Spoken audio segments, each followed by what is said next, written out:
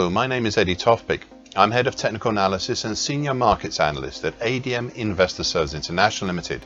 And here's your weekly technical analysis of Paris milling wheat and London, UK feed wheat. Paris milling wheat. After the market created a cusp back in late May, we had a resultant break higher, something I cautioned about back then. We had prices rise up and fall down through stratified layers of support and resistance. Some of them seemed and still seem quite dense, such as the congestion area we sit more or less just outside of, or we were within, but we're just sitting outside of.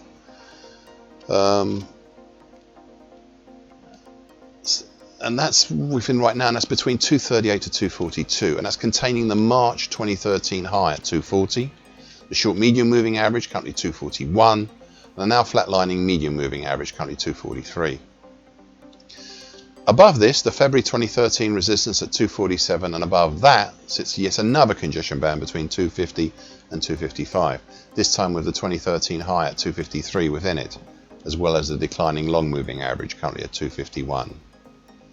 The question I posed many weeks ago was whether the market moves lower had managed to, by their very nature, by these moves lower, to trigger the beginnings of a new bullish movement. The answer has been, and still is, the equivalent of a shoulder shrug and the single word no. The final things I have to say are big picture items. Firstly, this market is still well within the big bear channel, currently 189 to 264, and it's highlighted in dark blue on my daily chart, and originating from October 2022. Secondly, 2 weeks ago I pointed out the opportunity for the prior week to become a weekly key reversal, something I had not really seen on the other grain charts.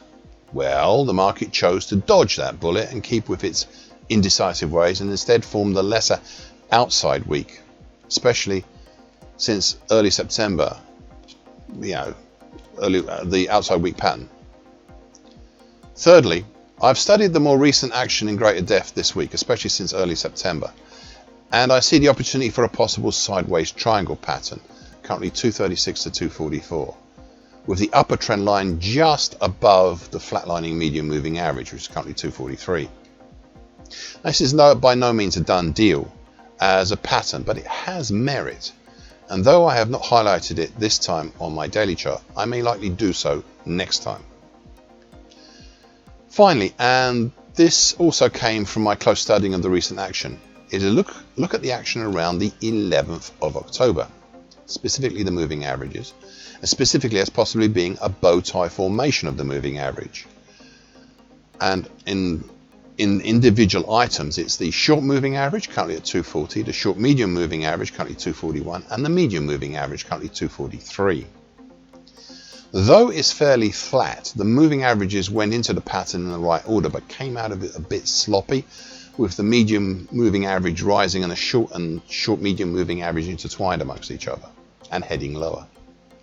Now, the theory behind bow tie formations is that the market will move in the general direction of the moving average as they exit the bow tie, which is mainly downwards, which has sort of happened. Additionally, between 15 to 20 sessions after the crossover, we may see a move in prices in the direction of the bow ties, that is, lower. So in that case, please pay special attention to the actions between approximately the 1st and the 8th of November. So just bear that in mind.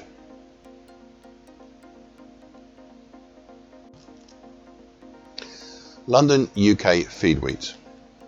The move higher from the May to July double bottom pattern reached its climax in mid to late July with a combination of an island top that was also part of a small double top, an Adam and Eve type. Since then, prices have moved lower, reaching both primary and secondary targets below for the double top. The moving averages have tried to corral the market, with the short medium moving average currently at 187.5, trying to act as a sort of a cap on any rises, and the medium moving average currently at 189.20, acting more as an attractor to the market than as either a support or as a resistance. Interestingly, one of the key recent features here, and it is a surprising feature, has been the neckline, which is highlighted in dark blue on my daily chart, currently at 183.40, and that's of the May to June reverse head and shoulders bottom, and is acting as a pretty reasonable support, though I suspect in the background The September 2021 low at 181.70 and perhaps more importantly the 50% absolute Fibonacci line at 180.5 have helped to prop up prices. This situation, I suspect, is not designed to last, as coming in from above we have the declining long moving average, currently 196.60, dropping down to no doubt try and pressure prices lower. You can see the effect it had back in late July, capping the market with a small double top. It is some time yet until the long moving average drops into the frame, but I would also keep a close eye on it, and as I suspect, the room for manoeuvre of this market may become quite restricted. To add to this restrictive nature of market movement, I've also added and highlighted this week in purple the late June to date downtrend, currently at 189.20, which is reinforced by the slowly rising medium moving average. It is this downtrend that I suspect helped cap the market so effectively last week and at the start of this week. It'll be interesting to see which way the market eventually goes, above the downtrend or below the neckline, as I suspect some recent pent-up energy may possibly cause a significant blowout in whichever direction. And of course, please be aware that these rises the possibility of false breaks as well. Now, one final point. Some may look at the action since late July as a possible descending triangle pattern. I can see why some may think so. However, right now, I do not share that view. Thank you for listening. This weekly broadcast gives the essential market patterns and consequences. Please be aware of the risk disclaimer posted both at the front and the back of this broadcast. Copyright is Eddie Tofpik and ADM Investor Services International Limited. And here comes the final important bit.